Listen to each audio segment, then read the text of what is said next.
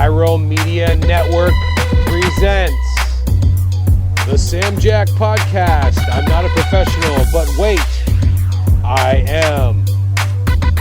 Today's guest, creative director and executive chair of SF Surfriders, Holden Hardcastle. Welcome to the Sam Jack Podcast. Ladies and gentlemen, boys and girls, children of all ages, welcome to the Sam Jack Podcast. It is me, your host, Sam. I'm already butchering the show. Let's stop and re-record. No, just kidding. We're doing it live. It's unedited. It's a podcast. That's how we do open forum. I'm Sam Jack, the host of the show. It's all about the creative freelancer, the person who likes to carve their own way. And we got none other than Holden Hardcastle here. He is a graphic artist extraordinaire, and he does many other things. Holden, welcome to the show. Good to be here, Sam. How are you doing? I'm doing great. And you know, we're here under auspicious times because we're a full or almost full 3 months, I think, or have we done full 3 months of the pandemic, COVID-19 stuff? April, May, almost full 3 months. Yeah, it's about 2.5, 3 months. Things are starting to lift, but now we're seeing social unrest and upheaval. Crazy time. How are you and your family doing, and how are you guys coping with day-to-day stuff and surviving in this crazy time? Well, I think we're really lucky to live in San Francisco and the Bay Area. For us, we have really taken advantage of a lot of food delivery. We are also out in the outer Richmond, so we are not downtown. There is like wide open streets, but I will say that it's been challenging, just like being isolated. And yes, my wife and I have had one another, but trying to balance a kid and like what does that look like, and not socializing and not worrying about all that stuff is pretty challenging. And then also with so I would say that's the COVID side of things, but we were also in a place where we can I was between jobs, and so I am able to take the time. So it was just something that we were kind of ready for. But then I think the social unrest has been really difficult because it's me and my wife, for lack of a better term, we're both two white people, and very fortunate and very appreciative of everything that we have. But it's been one of those things where we've had to take a lot of self-reflection and look at am I the person that I think I am, and kind of just looking at things like that. And so we have started reaching out to people, but we're also trying to be genuine and make sure that we're doing it in the right way, and trying not to be I don't want to get super heavy, but we're trying not to be racist and all that sort of stuff. But it's just they're tough conversations to have, but I think they're completely necessary. And what we've kind of come to the conclusion is that there are probably things that we are doing inadvertently that are racist. Feels like too much of a word. That feels too heavy, but there are probably things that we are doing that are just not culturally sensitive. And whether that is not knowing enough people that have different backgrounds than us. But you think that, and now I'm kind of rambling here a little bit, but you think that, oh, I live in San Francisco, I know, I feel like I know a lot of people of diverse backgrounds, but then you start to reflect on it. And what we've kind of come to the conclusion is, and this is just us, so if there are other views out there that think that we should be thinking about things differently, but we just think that as long as we're thinking about it and trying to be better people, and then we are I feel like that's half the battle. And correct me if I'm wrong, but I think that's am I at least considering other people's point of view, even if I'm not yeah, able to like directly do anything or like trying to consider the other side of like the coin. Yeah, I mean, I think so. I think there are many layers to it, and I I specifically have been, I grew up in a very sheltered white community, and I've tried to expose myself to different communities, and I think that's really the only approach is, attitude is key. How you treat others in a day to day, and we don't have the answers. We certainly don't want to, mansplain it or, do any of those things in that white space. But I think it's being an advocate and being an ally is really important, Mhm. and like you said, being able to listen and understand. Other backgrounds and other viewpoints and other experiences, and like you said, just keeping an open mind and being able to and I've talked to a lot of people with one of the overall themes uh about this show that we've talked about is Oh, yeah, there's a little bit of an echo there. uh sorry. yeah, it's okay. um but one of the overall things we were talking about, just not necessarily about this subject, but being forced to sort of stop everything you're doing and reflect on things getting better, things in your life that you haven't, been able to do because you're doing the rat race or whatever. And so this is it's the culmination of that. And I think that's part of the reason that some of the um, protests were so strong and so nationwide and even internationally in other cities is that um, when you're cooped up, you're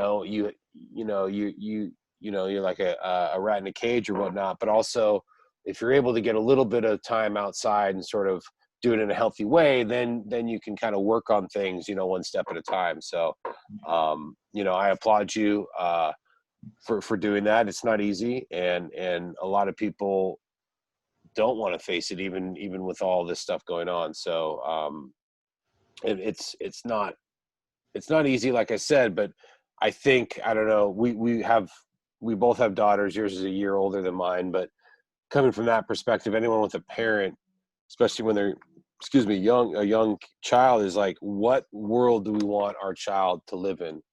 And when you started kind of down this direction of what we're talking about now, is like you were saying a lot about um, I thought I was this, I thought I was that. Well, I think growing up in the 80s and 90s, there was kind of the ideal of everything's hunky dory and, oh yeah, and then, oh wait, there's the other side of the coin, crack era and, all this kind of stuff, and racial profiling, stop and frisk. And you see it down the line, then you think back, oh yeah, we had the Rodney King.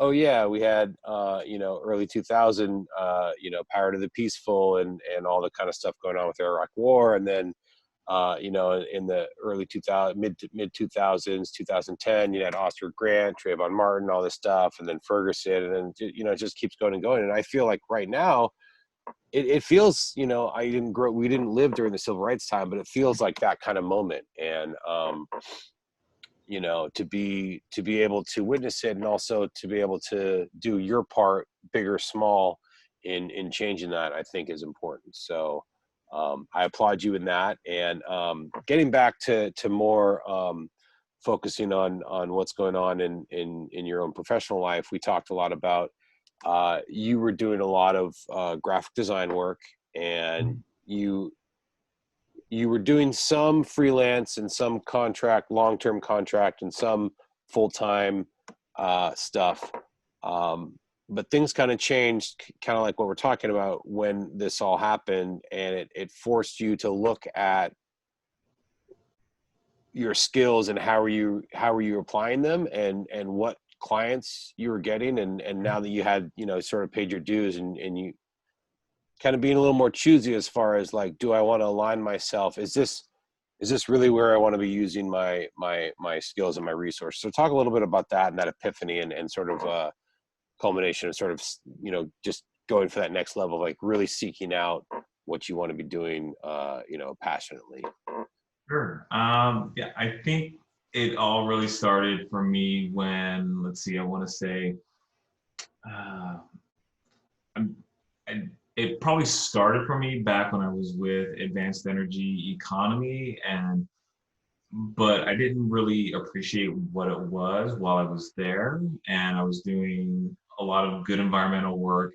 And so they were approaching environmental legislative change through businesses, which I thought was interesting, but I don't think I really appreciated it while I was there. And I left because of like just the lack of challenge, and the brand was established. And then I went to work for another agency and started getting into financial institutions again, which has got me to a point in my life where my wife and I are comfortable, like we have a daughter. I started volunteering and giving my time to the Surfrider Foundation, and specifically the local San Francisco chapter. And so with that, it was like I found that I was showing up to work exhausted because I was spending my nights and weekends with my family, but then also staying up to like midnight answering emails or putting out a social media post or just designing a graphic or doing whatever it took to to take the San Francisco chapter to the next level. And whether that's, say, cleaning up a backend server that is like, it's relatively boring work, but nobody wants to do it. But for me, that's something that's like, okay, if we can clean this up, then that'll be something. So what I'm really finding that I'm doing is, and what I've really started to figure out is that I want to be putting my time and effort into things that really make a difference and that are and that make me feel good. And whether that's through the Surfrider Foundation, which is like their focus is on cleaning up the waters and beaches of the Bay Area and beyond. And so I have started to really focus my efforts and even my next paid gig into something that I want to be spending time doing, something that I'm passionate about, rather than something that just pays the bills.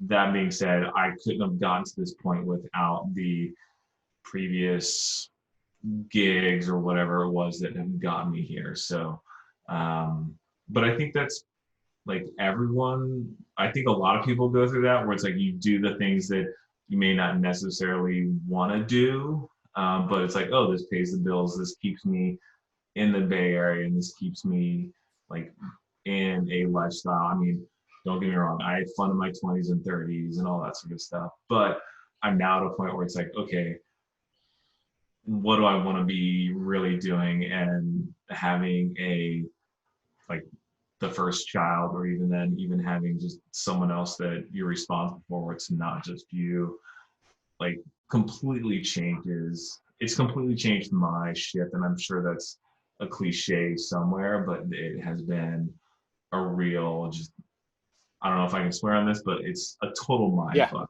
I mean, yeah, totally, man. I've been like, how did I get? And so the other thing that my wife and I have gone through is like we've been married for 4 years, and it's like where we were 4 years ago is completely different. Like we were living in a 2-bedroom condo and like on the beach, which sounds fantastic, and it was great, but it was one of those things where it's like how did this happen over the course of 4 years? Like I never would have seen this coming. And so, but I also now have a completely different understanding of maybe parents that I would have not probably ridiculed. I mean, as one does in their 20s and 30s, like, come on, how hard is this, right? It's like, it's so hard. Or like people that have made different life choices.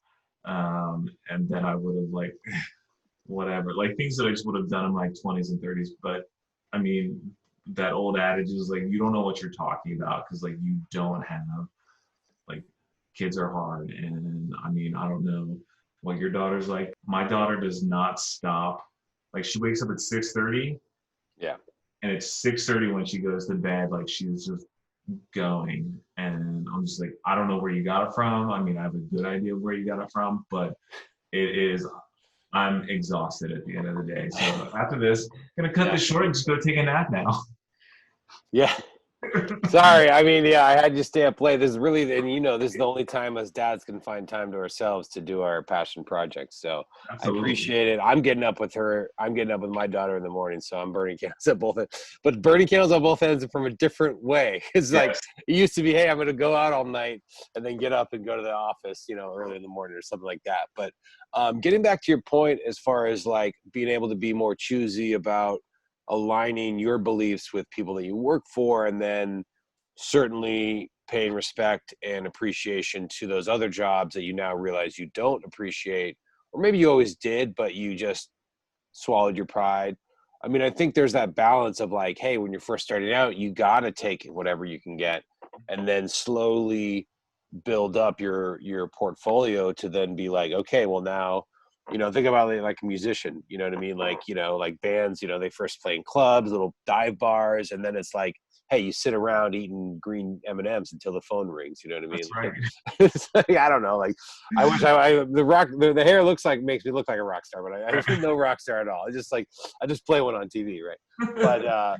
But yeah, I mean, and I think also it is that sort of crossroads of also being able to get older and more mature and sort of refine your tastes. And maybe it's like drinking beer. Like you used to just drink whatever beer was at the party, and now you're like, dude, I'm not drinking no Bud Light. You know what I mean? Like, or whatever it is. Like it's one of those things. And as we get older, some people say, okay, you can get more conservative or more rigid in your beliefs. I think it's good to always keep an open mind and always constantly learn, but it's more of a growth pattern, right? And you know I would ask you to sort of, for those that are not quite there yet and don't necessarily have that choice, what advice would you give to them as far as, hey, like maybe they already know, like, hey, I want to work for, only companies that are, passionate about the environment, and only companies that are this and that and align with my beliefs, but I can't be choosy. Like, how would you go about giving them recommendations or advice on how to get there? Man, that's a rough like We um can come back to it. I didn't mean to put you no, on the no, spot, but I think that's a good question. I think I really so if there's been I think you just kind of have to like keep going, and because if it's something that you're really passionate about, and I'm still doing this to this day, where it's like because you see the stuff that you want to be doing, and they'll everything that I've read is that, and everything that I believe is that there is no such thing as an overnight success. Yes, there are flashes in the pan and things like there's always the I'll take it to the extreme. There's always the kid that you hear about that takes the general assembly class, or the kid right out of high school that starts his own design agency and is an instant success. But those are the like one in a million, right? Like that, like you're playing the lottery. Just keep going, because you're gonna do a lot of bad work, but you'll find a gem that, oh, I want to put this in my portfolio. And there's stuff that I have in. I don't necessarily take it to a job interview or a client pitch as here's something, but there's stuff that I did in college that I was like, oh, like I still like this. And then there's stuff that from my first job was like, okay, like there's a little thing here that I took out. And then I think from each job, like I've had those just little gems. And I think keep, so advice, I would say just keep going, keep pounding out the grindstone. You're going to do a lot more shitty work than you are good work. But if you pull out the gem or two or something that you're passionate about, and even in today's market where everybody is so specialized, you don't even have to have a full finished product. You can just like, here was my idea, here's my pitch, or here was my um, interface idea, or here was my experience idea, and that gives you something to talk about in the job markets. And so you can pull out those little gems or things that you're really passionate about and take that to the next level. And then like, how would you spin that for the next client or interview? And there are going to be so many rejections, but you just have to get up every morning and keep applying or keep going because it only takes one. Um, and I think that would just be my suggestion, is just to like keep hammering away at it, because I think if we're looking at, any great artists, like you were talking about, but the bands that play crappy clubs all the time, you're like, oh, like this is maybe not beneath us, but it's like, oh, like I don't want to play this club anymore. But it's like you just have to keep going. It takes one time for someone to see it, and then next thing you know, you're off and running. And I think when I was doing an internship, I had, and this might be off topic, but I'm just kind of like taken back to. Hey, listen, man, nothing's off topic on a podcast, okay? Everything, it's all out in the open. It's just like a 3-hour thing, and I don't know. It doesn't have to be 3 hours. But so when I was, I think 19, 20 years old, I'm interning at a software company making stickers. And there was this guy that got an internship at George Lucas, and he was like, they were going in every day, and I guess they all the interns there got a little arrogant, and he told us this story where it's like, we got pulled into this room and essentially got our asses handed to us, where it's like, do you guys know where you are? Like, do you know who would give your left arm to be here? And at the end, I guess they had a little mantra where it was like, listen, he who is too big for small jobs is too small for big jobs. And so I think I've kind of taken that mantra throughout my career, where it's like, you can hand me like a shitty job, but to say, like, if you came to me, it's like, hey, well, I need a logo, or like I need this logo like resized, I could easily come back and say, like, oh, come on, Sam, really, you can do this, like whatever, like this is beneath me. But for you, like, that's a real challenge. And if I can make your day a little bit better by saying, yeah, sure, no problem, like give me 10 minutes and I can get this job done, then like you're gonna remember that. And so I think, just like, there's no such thing as a small job out there, because for the client, it's really important.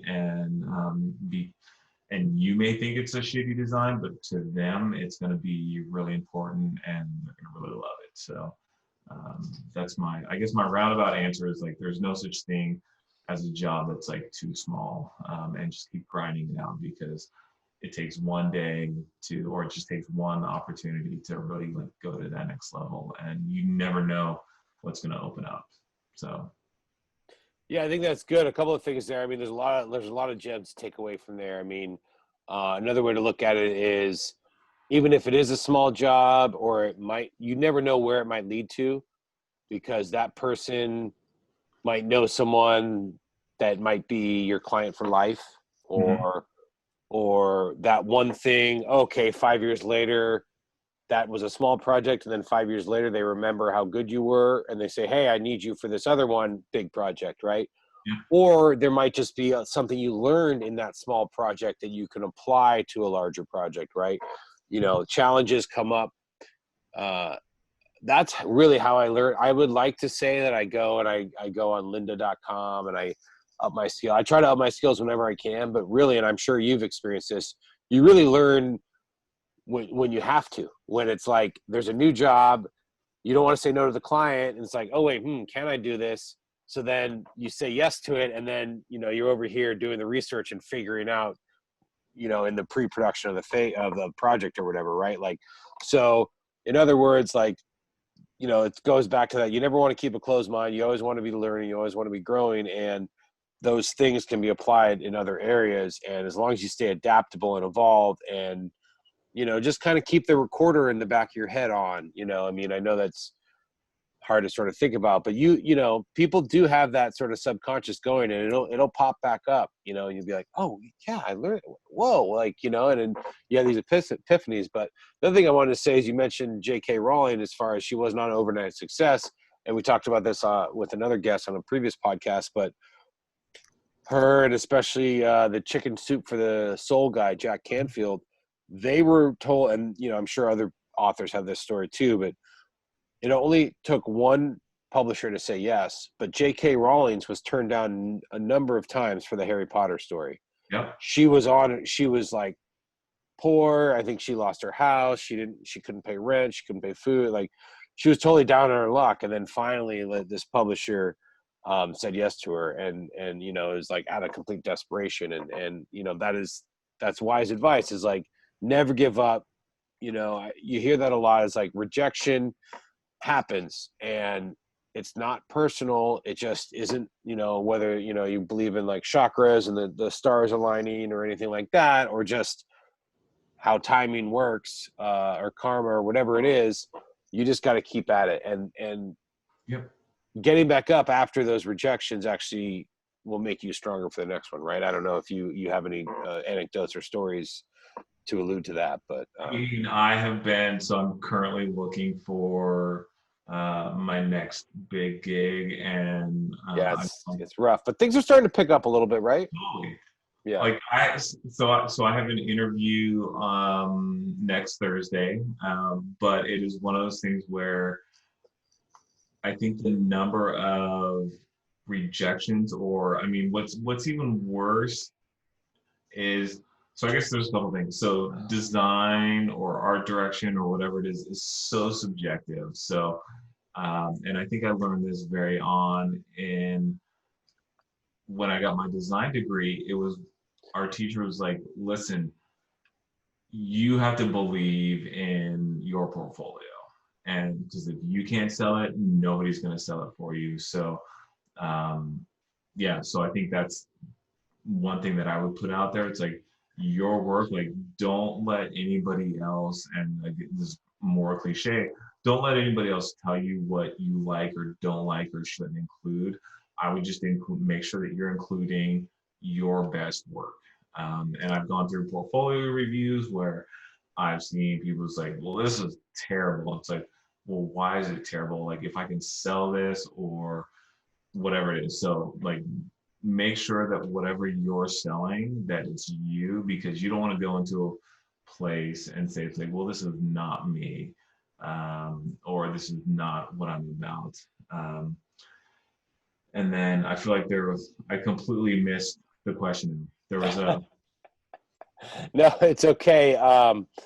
No, basically any sort of anecdotes that you might have in that regard, as far as you just maybe were completely sorry, hold on for a second. You were just completely like rejected, or just totally turned down and didn't know where to turn, and then maybe you bounce back, or what you learned from that rejection got you the next gig, or anything like that. You know what I mean? So I think literally that's been every job I've ever gotten. I think my first job out of college, and I think I was looking for, so I moved out here. So I came out here for an internship, and then went back and finished my undergrad, and then moved out here about a week after graduating with my portfolio. And I had one of the portfolios that was like this big, and I'm carrying it around, and like at one point in time I left it on buses and all, and it was like, I'm like, And to chase it down. Yeah, and I was like, this is no good. Like, what am I gonna do? And for all the millennials out there, this is like actual paper, yes, right? Like, this isn't some digital folder terabyte drive, right? This is like the big black flat, right? Yep. What we're talking about, yeah. Yeah. Like a George Costanza wallet, but a portfolio, right? Yeah, it was. I mean, as big as some of these paintings back here, that or maybe back there, and so. Yeah. But it was. And I remember going through, and I'll drop another pre-millennial reference. Is I think I'd gone through every interview in like the Bay Area, and this is at the height of the .com. So 21, maybe 22, looking for a job. Like, just, I need my first one. And I called my parents, like, just like, I'm gonna come back home, and they're like, you can't. And so like, big shout out to mom and dad who supported me through all this through like, yeah, the last 20 years. But I went through, I had a job interview and I went in and I think it was like literally like my last one where I'm just like, I have no more money. Um, and I moved and I'm like in the city, I have an apartment with questionable roommates, as everyone should have at some point. If you haven't had questionable roommates, then you haven't lived in a city. Um, That's and another learning teachable moment, right? You that's have to have right. shitty roommates in order to have good roommates, right? Right. And so it was one of those things where I'm going through and I'm kind of doing the spiel and like my boss isn't asking me any questions because he can see that I'm 22 years old and I haven't done anything yet, right? And so he's just like, okay, so it's like he's done this thing, right? Where it's like he flips through the portfolio, he's like, great. And he's like, anything else you want to say? And I think I just broke down. I was like, listen, and this is my secret of my success moment. Where it's like, I have been all over the city. I have interviewed everywhere. And like, if you want me to be this, then I can be this or blah, blah, blah. But just know I can do this job. And he he literally did one of these things where like, or maybe this is just the way that I'm remembering, like he leans back, kicks his feet up on the desk, is like, okay, so tell me about like a little bit more about who you are, like what you want to be doing. And it was like, oh, okay. And I think I wrote probably the worst grammatically email, and cause this was like I had my first email address at the time and sent it off, no idea how to spell check or anything, and just like fired it off, and which he would later read back to me, which I'm just like, oh my god. But I got a call back 2 weeks later. He's like, why don't you come on in? We'll give you a shot for 90 days. And that ended up being my first job. But subsequently, living through .com pauses and bursts or whatever we're calling it, and then even every other job, like whether it's leaving a job or getting laid off, there's always been, it usually takes about 6 months of just applying. And I have applied to the same companies multiple times and you're just constantly getting rejected. And I think that's part of this industry, is that like you're just going to get rejected a lot because so much of it is subjective. And I've even seen jobs where I was really passionate about it. I was like, oh, I really want this job. Like, this is gonna be so good. And you get rejected, and then you see someone else that gets that job, and Someone you know, right? not even someone that you know, but like you'll kind of watch it for a little bit, Right. and you'll see someone that comes up. You're like, how did that person get it? And it's like, because then you'll go back and you'll look at their portfolio, right? Or maybe this is just something I do. Like I look at their portfolio, and you think, WTF, like what the fuck? I mean, how did that happen?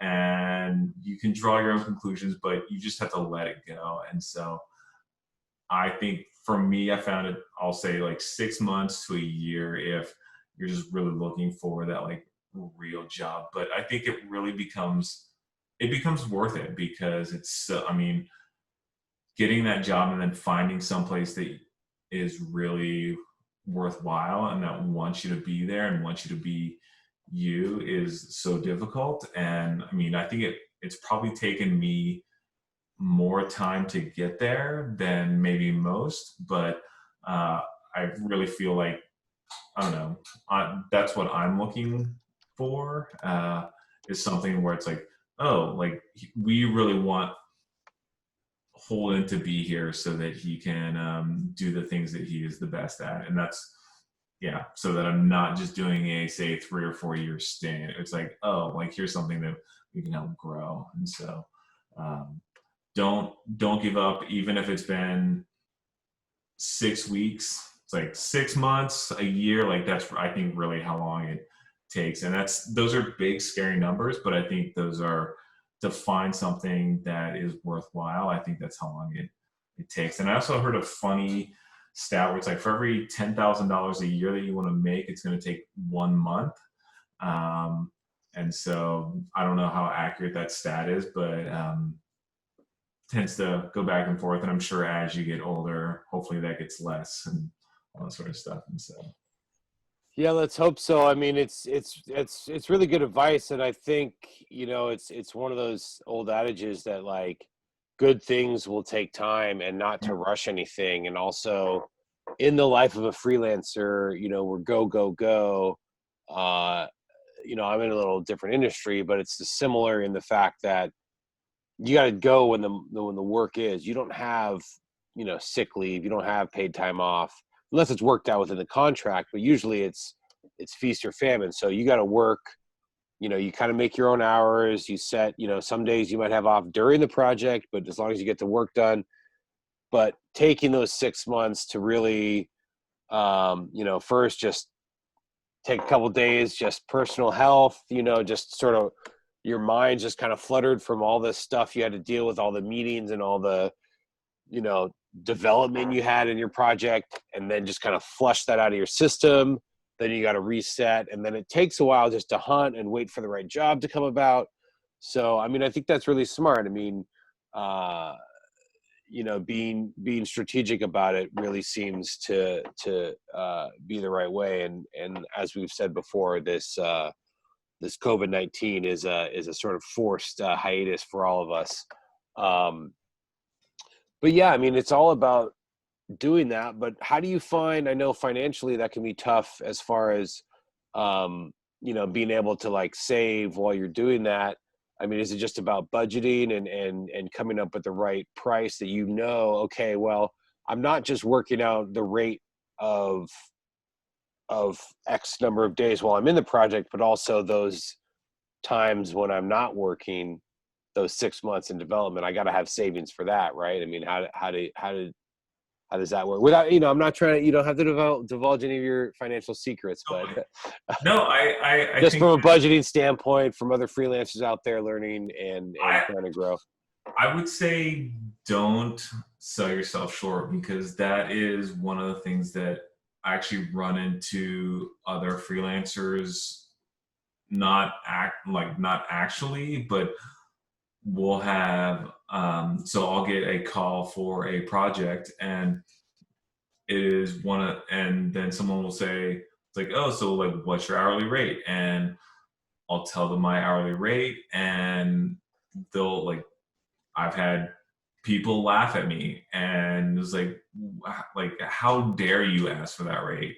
And Right. it's like, to me, it's like, well, who is telling you not? Like, first, I guess there's, like, okay, like, we live in the Bay Area, right? So it's like, it's expensive to live Cost here. of living. Yep. Yeah. And my wife and I go through this all the time. And we say, it's like, okay, so, like, how do you figure out what your hourly rate is worth? It's like, okay, so what is your, being a homeowner, renter, or whatever, it's like, just to live here, right? Like, just to have a, like, roof over your head, what does that cost per month? Then break that down to an hour.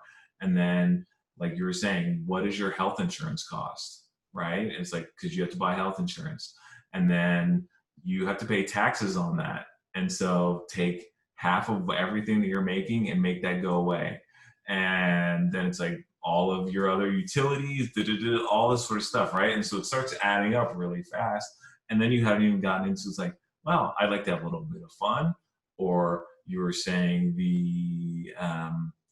like, maybe some mental downtime, because people don't work 52 weeks a year. Like, you take off, and then I don't know when this is going to happen again. So I've come to a number, and some people are very fine, very okay with that number, and then other people are just like, I can't make that happen. And or it's like, yeah, like I said, I've gotten literal laughter, and it's like, you know what? If you want to go with someone that is paying, like, that you're paying less, then that's what you're going to get. Like, you're going to get that level of service, but just know that you get what you pay for. And I think those are things that are starting to, that I think I'm really starting to see, because I've got, like, I have things that, and we'll take, like, laptops or whatever it is, right? Like, I'm a big Apple guy, And I can remember like day one, people were like, oh, they're so expensive, blah, blah, blah.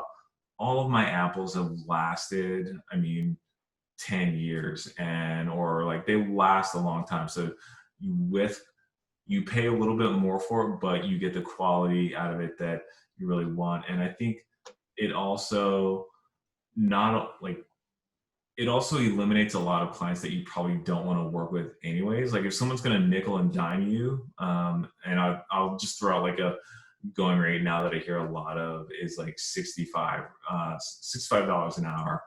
And someone might come back and was like, okay, well, I'm 75. I was like, well, what do you get for that 75? And I'm saying that as the artist, you're eliminating all the people that don't want to pay you what you're worth. And so I guess I would say, yeah, if someone doesn't want to pay you what you think you're worth, then that's not a client that you really want. Or that's not somebody that you want to work with, because if you come in and say like, okay, I was going to charge you $100 an hour, and I'm just throwing out numbers here, and it's like, well, we'll pay you 50.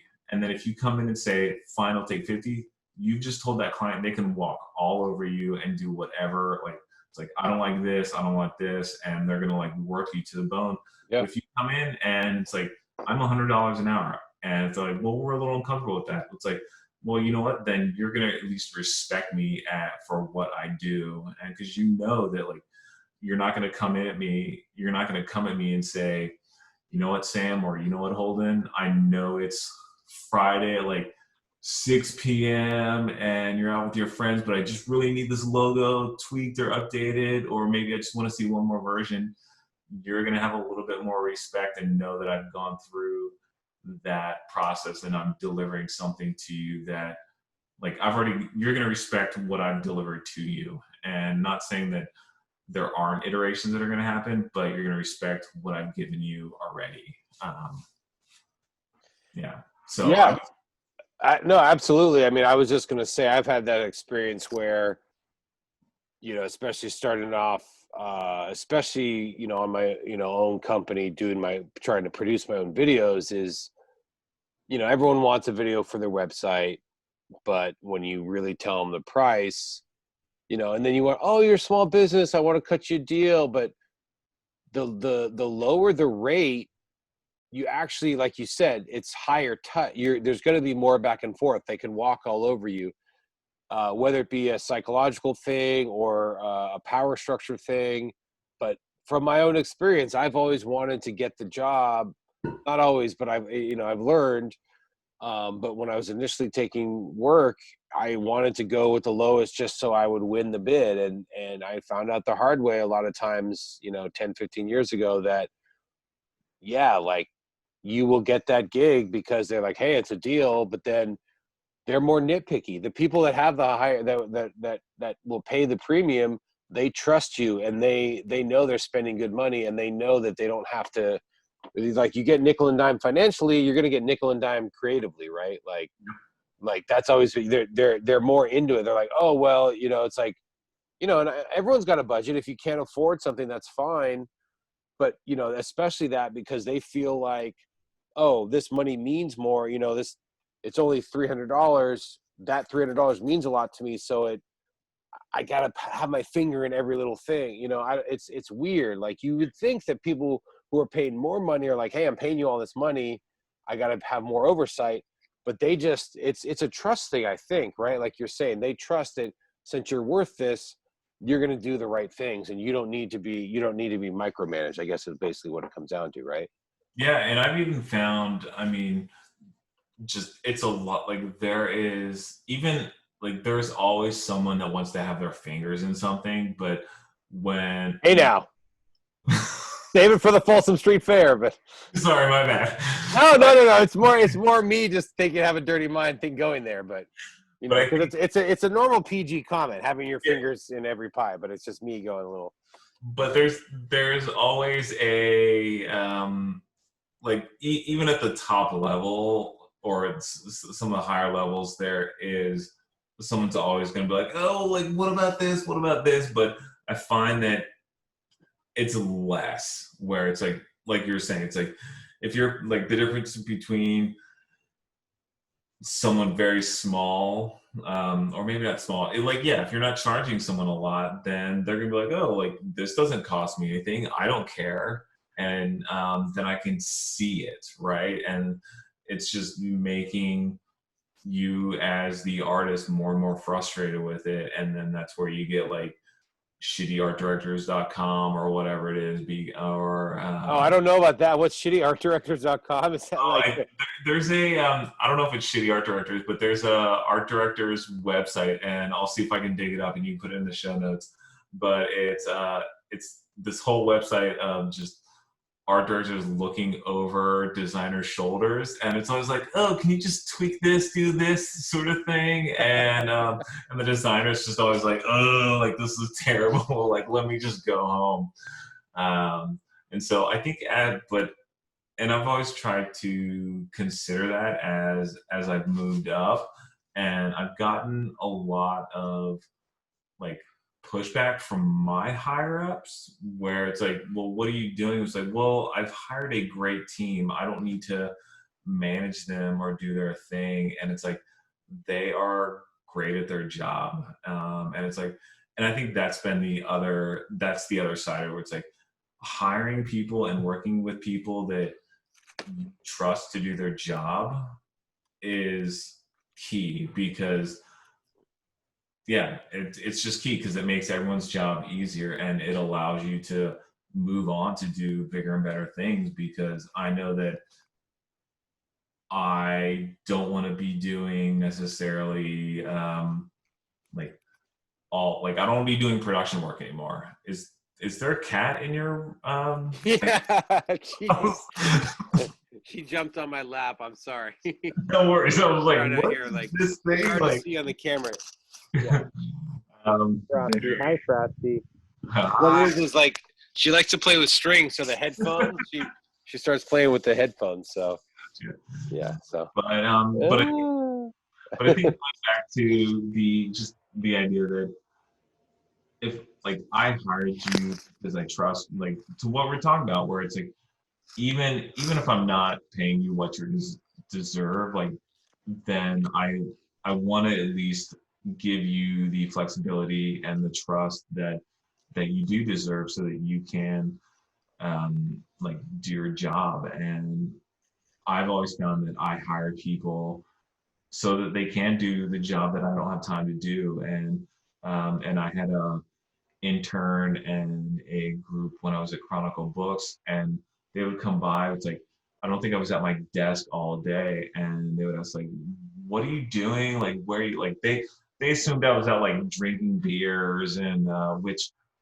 is totally fine. But it was like they're like, "What do you do all day?" And I was like, "Well, I go to the meetings so that you guys can actually get some work done." And it's like, I do all the like if you want to go to the sales meeting and pitch these books, or if you want to go to the prezos, or it's like if you want to talk to Amazon and do all this boring stuff, it's like, but your job, I really need you, and I trust you guys to do it, is to do the production work and get this stuff done. And it was just kind of like this, and these are like the 21. I wish someone would have had this conversation with me, because it was like, what are you doing? Like, you're not at your desk all day. And it's like, my boss was having meetings, but it was like just people's minds were blown. It was like, I trust you enough to do like your job. Yeah. Well, they were probably like out of sight, out of mind, right? Like they didn't see you, so they figure you weren't working, because what they know is work, at least in that respect, is at the desk working on the project. But like you said, you go to meetings, maybe you have to go to a different office, or like a client's office, or be on the phone, that kind of thing, or you're physically having meetings. Back when you did have physical meetings with people, out meeting them for coffee or whatnot, and yeah, it's really interesting, because I find that happens a lot in any production world. But so I'm getting a little distracted with my cat now. She's totally like playing with me. She's like, hey, I want to play with you. This is the like, cats are totally nocturnal, so she's like, let's play, and I'm like, I'm trying to do an interview here, so excuse me. Yeah. But yeah, so let's talk a little bit more about. We've talked a ton about what you do. We've sort of neglected Surfrider. Let's touch. And I got a surprise for you at the end. But Okay. talk a little bit about, for those that don't know, you mentioned a little bit. Okay, yeah, they're a surfing organization, but really it's about cleaning up the beaches and being conscious about how we're using our beaches and not trying not to make a mess there and being really conscious, being environmental. How did you said it sort of came about with what you did, but tell that story about how you became the executive chair, and were you involved before? So how did that work out? Were you a member before and then you became the chair and you were just volunteering here and there, or how did that work? Yeah. So I was essentially what you said. I was volunteering here and there. I would go to beach cleanups. I think my wife and I went to a couple. Like I was still wooing her, and I was like, "Hey, you should go to clean up the beach. It's Sunday morning." She's like, "What are you doing?" But like you feel good, and a lot of them were happening across from, or they would all happen across from Beach LA. So you clean up the beach, you go eat some lunch, you have a beer, and so. But then we got married, and I was working more, and I kind of like lost a little bit of like, yeah, I lost some time. We had our first kid, and I was really beginning to like look for the next thing, and and like all the stuff that we're talking about, it's like I didn't want to just do another gig, and I had gone through and I looked at. It's like, oh, do I want to like take a UX class? And is that something that I want to be doing? And I even took a quiz for one, like, oh my God, you'd be amazing at this. Like, you should join. Like, give us $20,000. And I was like, okay. And but then it's going to be a bunch of time. And so I talked to my wife about it. And I was like, okay, I can take this class. And she's like, are you really into it? I was like, I think so. Maybe this is what I need to take my career to the next level. And so she's like, okay, I support you in that role. But then if that's what you want to do. So, but before I signed up before I was going to take my first class, she said, you know what, you should go to a Surfrider meeting. And they had they have pizza and beer, it's surfing, it's the environment. Those are all things that you're passionate about. So I went and fell in love, and they have these breakout sessions where it's like, oh, here's all of our different programs, and it was really kind of like not nerdy stuff, but it was things like, and I shouldn't say nerdy because I'm a part of it now, but it was it's like I found I became one of the biggest nerds. I'm like, oh, I know about this is, but there's things where it's like, oh, we're gonna install cigarette butt cans. Like, we're gonna clean up the beach. I was like, cool. Nothing, but then they had a music section where it's like you can go to shows if you work a table, and you can yeah, so you have all these opportunities, or then you can be part of our media team, which needs help with online or social media. And so I went to every program, I think, but then I really kind of hit up the music one. So I was like, ooh, I want to do music outreach. That sounds great. And I was like, I like to go to free shows. And they were talking about the swimmer show, which I think I went to, and I was like, it was really cool. But the one that really kind of like took me was the media team. And so I approached them and and one of the things that I was really practicing on doing, and I would encourage everyone to do this, is don't go to someone and say, hey, Sam, what can I do for you? Right? Because that makes your job harder. It's much better to say, Sam, I want to take over your LinkedIn account. And even if you don't need your LinkedIn account taken over, or if like have something specific that you can take over or do something for someone, because if it's a general, I'll just do whatever. Like you tell me what you want. You've now put more work for me to do. Well, it's And open-ended. It's not specific. And then, yeah. yeah, and so it's like, I sure, great, whatever, right? So anyway, so I went to the social media team and said, listen, I want to take over LinkedIn. That stalled out for a little bit, and then I took over the Twitter account, and I had a blast with it. And so then I started, like, I was going to more and more meetings. And for about 6 months, I was like, oh, this is great. Like, that's where I was spending my time. And because I was getting involved in something that I loved doing. But then the chair stepped down, and they were looking for another chair. And what happens all with what I found with all sorts of organizations, if you raise your hand for anything, they assume that that is the job you want. So I raised my hand asking for a job description, and it was assumed, it was like, oh, like, you want this role. I was like, oh, I was really asking for the social media feed, but why don't I talk to X chairs and the other members really in depth?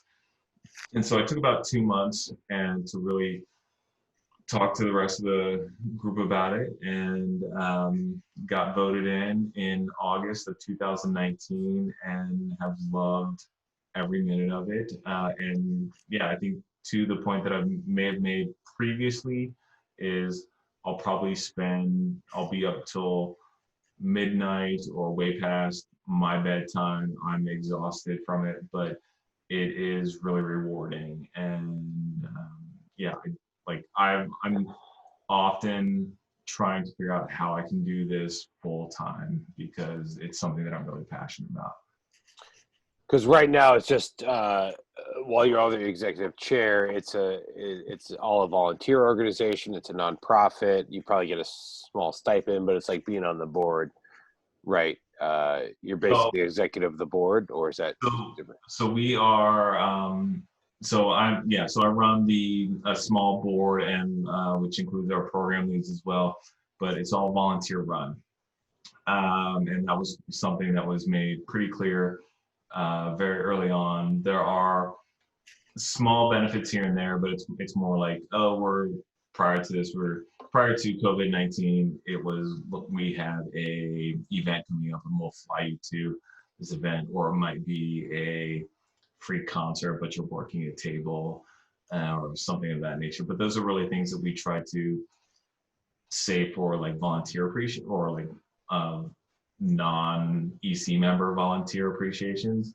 I think this is really, from my eyes, like the benefits, or from my perspective, the benefits have really come from just like doing something that I'm passionate about, where it's like saving the environment, and or it's like cleaning up our beaches and our waterways. And having a daughter has really had an effect where it's like, I don't necessarily like, yeah, we have to pay the bills, but it's like, I'm willing to give so much of my time to this organization because it's something that I believe in. And Yeah, I mean that's important. And as we sort of were talking about with your freelance, I mean, I think the same applies here. Whether this, someone within the organization sees you and maybe calls you for, because it's a national organization with local chapters, maybe there's a national opportunity, or maybe this experience will lead to other executive chairs or other sort of similar roles in larger, maybe for-profit businesses or larger nonprofits that have more of a budget for it. So I think, again, using some of your own advice, just to stick at, and I think following your passion and your interest, I think, is the most important thing, because the money will come, people will support you, and hey, there's always Patreon, right? You can yes, always get some funding on Patreon or Kickstarter or whatever. But no, seriously, I think that's good, and I think only time will tell, and I'd love to get involved. I need to get better at my surfing. Believe it or not, don't let the long hair fool you. I'm not the best surfer out there. I'm okay. I grew up more boogie boarding and doing some ocean kayaking, but I gotta I, ask you. Oh, I have sorry. 3 surfboards sitting back there, and they've been dry for 3 years. So Wow. there are, like, life always gets in the way. And I will say that the Surfrider Foundation has been like really great because the people around it are, I mean, and that's the other thing is like people really make the organization and people are really appreciative. So it's like if you're looking, and so if you're in a organization or in a spot where you're struggling and you don't know what to do, I would say stay in that spot for like as long as you can, but then try to find something else that you can really put your effort into because that seems to, or that makes it all the more worthwhile because like I said, I've been able to stay up to like midnight working on things, and it's like, and then I'll just get up at like 6 a.m. Or what my wife has found is that I stop talking about work and I start talking about Surfrider, and it's like I come home from work and I'm like, I hate my job, and like for anybody seeing this, I don't hate my job. Every job is amazing and all this. But like you come home, like you'd be disgruntled, or I would be disgruntled, and I found that it would change my behavior. But when I started just talking about Surfrider, it was just like she's like, you're excited about this, and this is something that you want to be doing. And then you can get involved and you can build the skills that you're looking for, or that like the skills that you're missing from your resume or portfolio or whatever it is, and find those nonprofit organizations or someone that's willing to let you volunteer, because like it's, if they're volunteer runs, like sure, come on in and like we will give you an opportunity. We'll take a risk on you. Well, exactly. And I think, also from a mental health standpoint, you will be in a better space to allow yourself more opportunity and more career paths and more maybe paid gigs if you're mentally happy. If you're always grinding the wheel and just, like you said, aggro and just, work, you're just going to get stuck in a rut, right? Like you have Right. to be able to, have that open mindset. A lot of self-help people talk about that, or like I mentioned, Chicken Soup for the Soul, or I don't know if you're familiar with the book You Are a Badass. Oh, But it talks a lot about that, is like, get over it, just, and not get over it. I mean, that's kind of in a different example, but basically you're not going to be successful if you don't have confidence in yourself and you're not happy with what you do. I mean, maybe sometimes it's a motivator to get you out of that situation. But you have to, have gratitude and not take for granted what you have. And then, I think that will lead to other things. So I it's use great. some of the books just because we're dropping book names here. Hey, why not? One of the books that really spoke to me was Start With Why, Simon Sinek, and it like he really talks about finding your why, like why are you doing something, and it's not just like to make money. He talks about like that's a result, and so, and then I'll just do a quick plug. He Absolutely. wrote this one, The Infinite Game, and I just finished that. And I think he's got 3 or 4 books out now, and they're all just fantastic. And so they have really gotten me to a point that, where it's like I know what I'm going after, and and I know what I want to be doing. And there's a lot of leadership skills in there. That he talks about, and it's not as like, oh, in order to be a good leader you need to do A, B, C, and D. It's more, here's some examples of good leadership, and like what kind of leader do you want to be. You could be this kind or this kind, and you're just always like, okay, I want to be the good kind of leader. And so I would highly encourage anyone to read those books. Start With Why. I think it's Start With Why, Leaders Eat Last. He's got one that's more illustrated, that's a little bit more feel good, but then Infinite Game, and they kind of just walk you through the whole process. All right, Simon Sinek. We'll make sure to put a link in the description in this video notes. Kind of reminds me, it's similar, but on a different trajectory, more in the art world, being a creative artist. But it's called The Art of War. Oh, I lost you. Oh, slight pause. Don't worry, we can do editing here. So I'll wait till you're good. Check 1 2. Check 1 2. I lost you, Sam. Uh-oh, completely? You lost my audio? Can you see me? I lost you. Completely? Can you see me?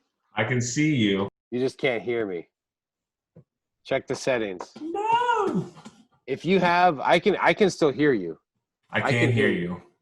But I can hear you. You can hear me? Yes. Okay.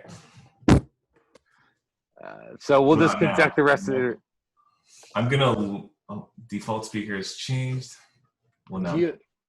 Do you have some headset? Do you have this? Yeah. Okay, you're back now. I can hear you now. Okay. I was gonna say if you have earbuds, that would help. Earbud, like just a cell phone.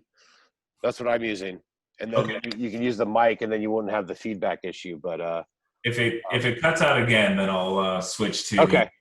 Yeah, we're almost through it because we've been going for almost an hour here, plus I think about the 15-minute extra. So I'm definitely gonna put that in because that's good dad stuff. So what I'm gonna do now, since we had a break, I forget what even I was talking about. So we'll just reset. We did Simon Sinek plug. Oh yes. So Simon Sinek, Start With Why, and his other books. We'll make sure to put that in the video description. That kind of reminds me, it's a little different, but it's similar to Start With Why. I forget the author's name, but the book is called The Art of War. I don't know if you've heard of it. I'm working on that one. Yeah. So it's all about resistance, right? Yep. I think we talked a little bit about that before, but it's similar in the way where it's like, you're going to have all these excuses and it's part of nature. And even, like as he's writing the book, and what I like about The Art of War is it's really digestible. It's like 1-page blurbs, and it really gets to the core of the matter because for me personally, I've always been creative. I've always had my fingers in many pies. Okay. But from being a painter to DJing to doing video to recording audio to just doing a number of stuff, never really wanted to focus. But reading that book, it's like that's all resistance. You have to fight it. It's that, and the more resistance you have to something is the stronger, the more passionate you're about it, and maybe the more important work you need to do, so it talks a little bit about procrastination and trying to get over that hurdle. So I think those are good books to read and sort of, as we talked before about personal growth, because it's all about, continuing to get better. And do you find that as a dad, you kind of have more of that, just trying to be a better person and a better you for your daughter? Being a dad, it has definitely helped me focus more. And so, yeah, I don't want to say I'm less tolerant, but it's like my goal is to help others and myself focus a little bit more. No, that's key. And it's kind of interesting how personal life will sort of, get into, bleed over into professional life and vice versa, right? But going completely off topic from that, Sure. very not professional, but maybe it was at the time. We met when we were doing the 48-hour film festival, and I know you know this, you didn't forget about it or anything, but this was a surprise. It's a surprise or whatever. We did a film together. You were a producer that year, and just quickly for the audience, those that don't know, the 48-hour film festival is a film project where you have to write, shoot, and edit your film under 7 minutes or under, all in 48 hours. So we had been doing it a few years, and you came aboard. I don't know how we got connected. You decided to produce it and we joined aboard. Is that how it worked? I forget. I think I knew Colin. Okay. And It was through Colin. Yeah. yeah, Colin and I worked together at Fitness Anywhere, and he had done a couple I think he had done a couple projects for us, and it was, oh, nope, sorry, I'm gonna back that up. So Frank was our sound guy at Fitness Right. Anywhere, and then Frank knew Colin, and it was like he wanted to do the 48-hour film festival. I had done a few of them in grad school, and I was like, absolutely, let's do this. We have the equipment, and so that's how we got into it. All right, so we're gonna play this clip. I'm gonna try and screen share it with you. So, let me let's see here. Share screen. This is Mop Up My Love. So my question to you is, okay, here it is. Share computer sound. So we did this together. Oh wait. Hold on. There, that's what we want to do. Okay. We did this together, and we were both starring actors. So my question is do you feel like acting anytime soon again? You want to do a sequel? Yes, absolutely.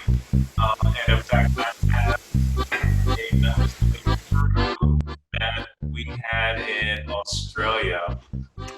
A number of them are back in the States. And no, this comes up the new song you've been every working on, man. It's freaking Really? awesome. when are we doing this? And need to work on I'm absolutely down Don't we have to go to work today? Crap, to do we're late. I don't know if it's acting or producing or editing, but like yes, this would be great. Having a photographer that was in Chicago.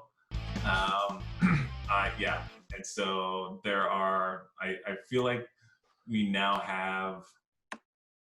I don't know, like the chops to do this, and I feel like it could be much easier because I feel like everyone's a little bit older.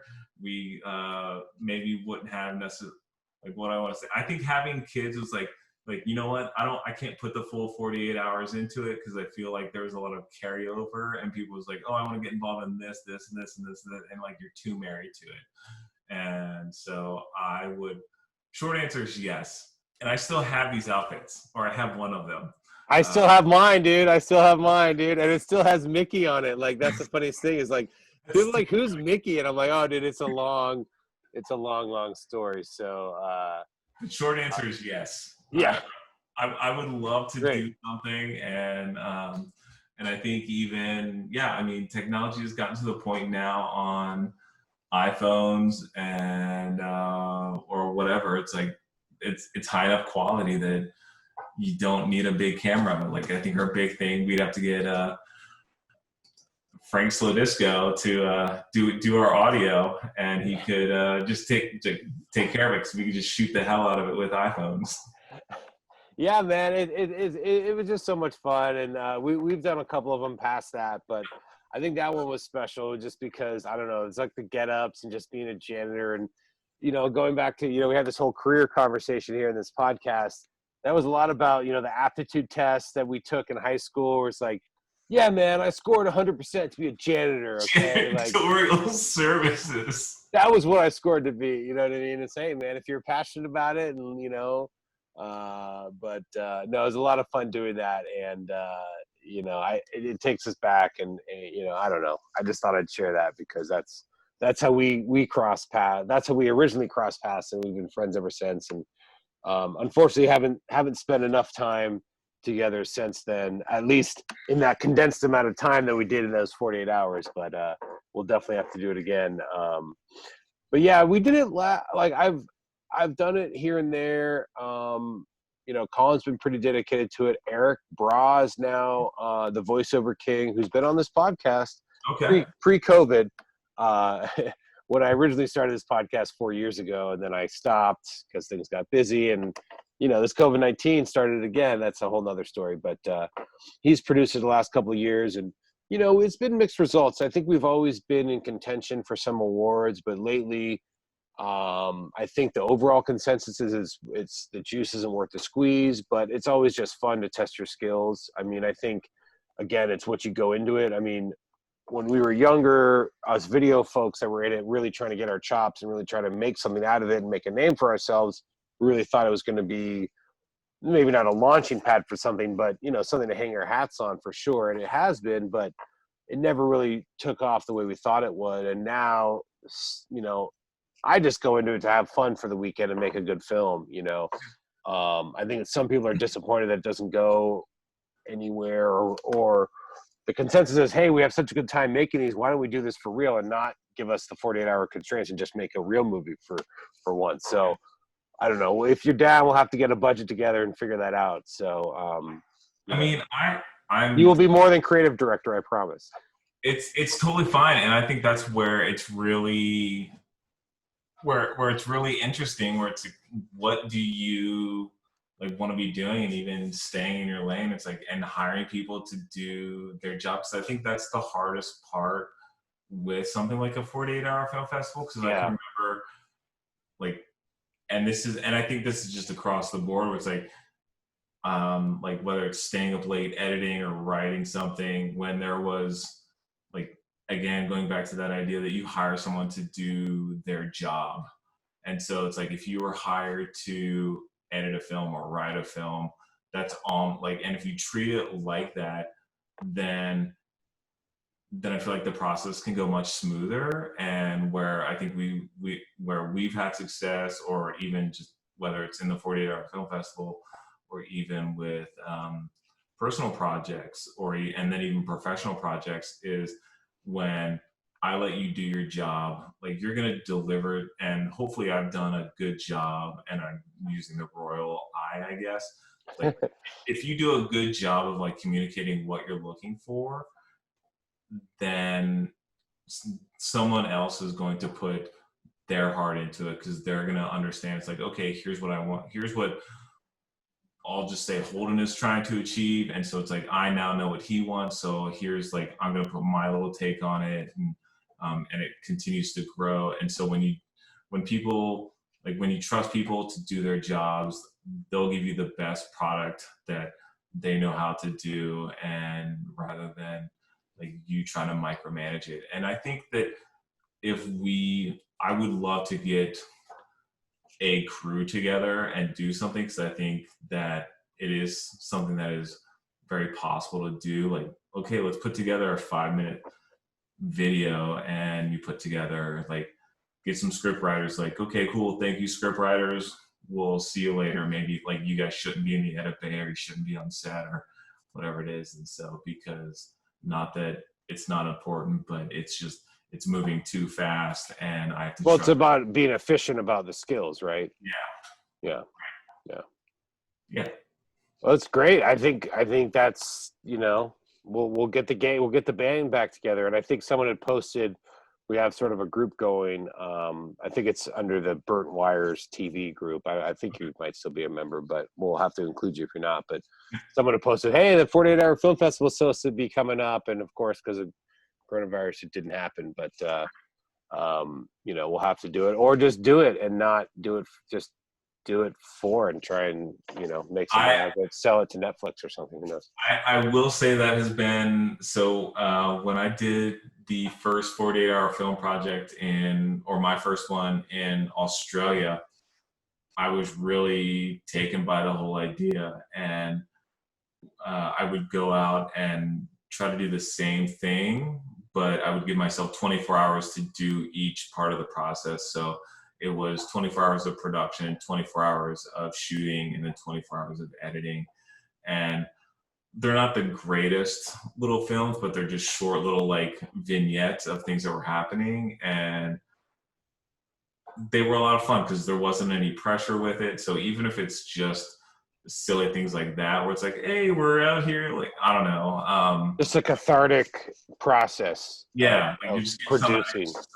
And so and I found that for me, I've gone back and I'm revisiting some of the stuff that I've done in the past. And like we talked about earlier, and maybe this is kind of just putting a nice little bow on this whole thing, is pulling out some of those little gems and seeing where they fit on like my current website, whether even if it's just in an archive, it's like even if no one ever sees them again, I know that it's out there living on my GitHub page somewhere out there in the ether. Yeah. So. And that's what's important. You know, you throw it against the wall and see if it sticks, right? I guess. Right. Oh, absolutely. So, well, Holden, thank you so much for joining us. I hope you learned something. I certainly learned a lot, and we just had some great discussion. You know, we grew a little bit together, and I think that's important. So, absolutely. So I don't know how much this is working. I might have to kill this bit, but I always try and end the show with finishing the sentence, because the subtitle of this podcast is "I'm not a professional, but wait, I am." So you're supposed to finish the sentence, whether it be a real sentence or not, but I'm not a professional, but wait, I am, because, like, what makes you a professional? You know, because in that freelance realm, you know, like you said, you have 6 months where you're preparing for the next job, you're not working, or, you know, it's feast or famine. So that's the premise of the subtitle. I'm not a professional, but wait, I am, because I've been doing this for 20 years. I love it. I love it.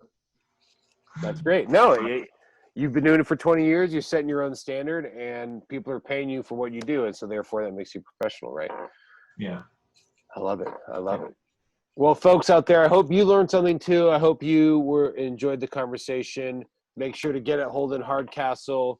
It's sf.surfrider.org. And any other contacts or ways to get involved with Surfrider, or any other contact or Instagram, anything like that we should follow you on?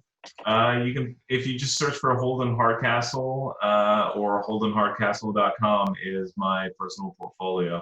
But yeah, I'm pretty easy to find online.